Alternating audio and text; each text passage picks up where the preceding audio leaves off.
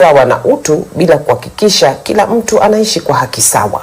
Ndio maana alituambia hakuna mtu wa hali ya chini au ya juu, sisi sote ni sawa.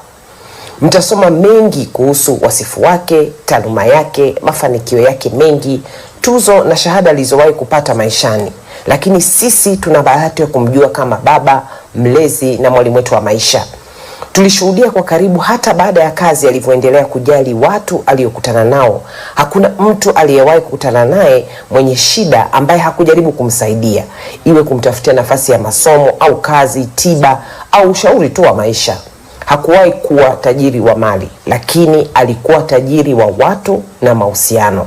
Na leo hii uwepo wenu hapa ni ushuhuda wa utajiri wake wa upendo na heshima aliyojijengea katika jamii. Tunawashukuru wote kwa upendo wenu.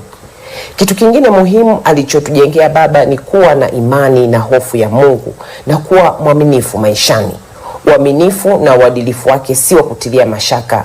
Muhimu kuliko yote, aliipenda sana nchi yetu Tanzania na alitujenga katika msingi wa kutumikia nchi kwa taaluma, ujuzi, nguvu na akili zetu zote, na si kujinufaisha tu. Safari yetu sote ni moja, na tunamshukuru Mwenyezi Mungu kwa kumjalia maisha marefu, ila ametuachia pengo kubwa lisilozibika. Ingawa sitaweza kuja kutokana na sababu zilizo nje ya uwezo wangu kiusalama, ila nina imani kuwa iko siku tutaonana akhera baba. Raha ya milele mpe e Bwana, na mwanga wa milele umwangazie, apumzike kwa amani. Asante. Alikuwa ni sauti ya Maria Philemon Sarungi.